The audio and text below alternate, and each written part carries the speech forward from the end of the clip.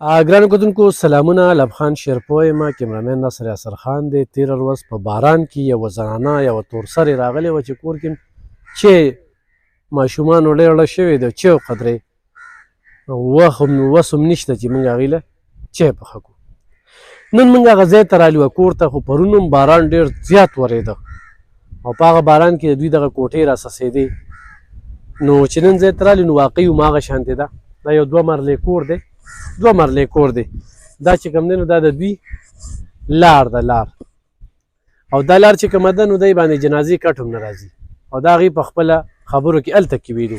خو دې سره دا 3 مرلې ځای خرڅېږي، نو چې دا 3 مرلې ځای ورسره خرڅ شي نو دې سره اخوا ته چې کومه ده نو بیا ښه غټه لار ده.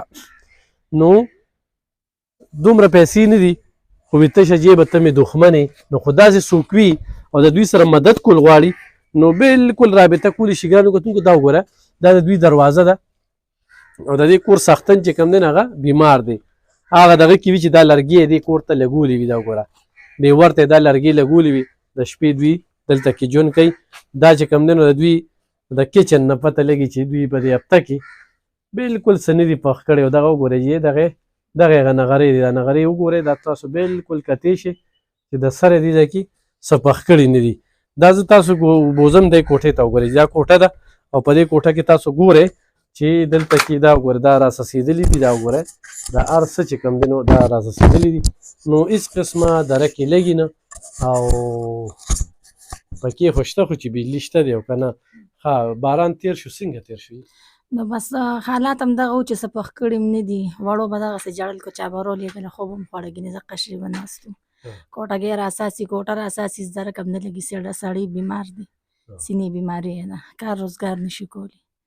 نو که څوک په خبر شو خو راوبهېږله ګینې دغسې به ناست یو. هر څه ستا او جي بس دغه نغرې دې اور پکې نه دی بل شوی. باران ورېده، دغه دی دا بره پې پتری ده، وس هم نه کېږي چې ځان له ور یا کیې والو یا پلیشتک والو، هېڅ وس هم نه کېږي. نه هم د ګیس وس کېږي چې ګیس ځان له وړو د بیې، ځکه چې دلته خو سرکاري ګیس هسې هم نشته. نو دا نور ګیس هم موږ نشو راچولی. څومره وخت وشي چې اور هم نه دی پیل کړی؟ یاره بس دا باران سلسله چې شروع شوې ده، نو چې باران ودرېږي نور شي، خشاکونه لمدي، او چې باران شي نو بیا هسې هم دا ځینه راساسي. نو بس کور کې څه شته؟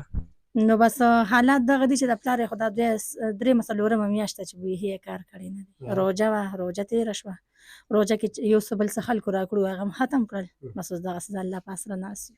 کور کې اوړه غوړي چې هېڅ هم نشته، دغسې ناست یو. پلار یې بیمار دی، دغلته کې یو 2 ورځې مزدورۍ له لاړ، د شپې څوکیداري کول، هغه ورسره دغسې چلو شو. تمانچه هم لاړه، موبایل هم ترې لاړ، هغه هم پردی و. موبایل زمونږ خپل و، تمانچه پردی وه، هغه هم ورسره دغسې چلو شو. بس هغه هم نیمه کې څوکیداري پاتې شوه، کور ته واپس راغی.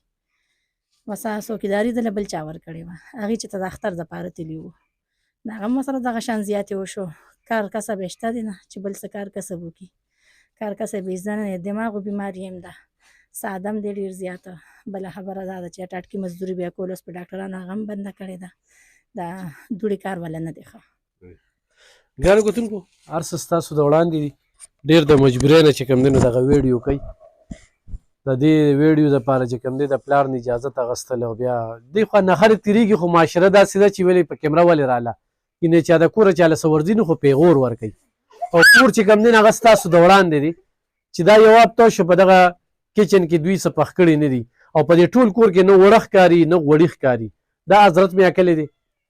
یو سړی وي په خپل لاس ورسره امداد کوم، ډېره ښه ده. یو سړی وي موبایل نمبر یې راکړه نو د دوی سره به ستاسو رابطه کېږي. او یو سړی زمونږ په لاسو باندې امداد کوي، انشاءالله 3 مرلې ځای ورله واخلو. نو دوی د جنازې دا کټ چې کوم دی دا وګورئ، دا به لږ شانتې کولو شي. او دا چې دلته کې بهر روزي نو بهر چې کوم دی خو وګورئ جي دا دومره ځای دی. نو اخوا چې ورسره دا 3 مرلې ځای والي نو دوی ته دا ډېره غټه پریشاني ده. د دوی کور به ډېر ښکلي هم شي او څه روزګار هم ولې پکار دی. نو ضرور سره تعاون وکړئ. اپیل درته کوم، انتخایي حقدار خلک دي، انتخایي حقدار خلک دي. او هغې د دغه کور د دغې حالاتو نه د هر څه نه پته لګي چې دې وخت کې ورسره هېڅ هم نشته. ډېره مننه، خوشحاله.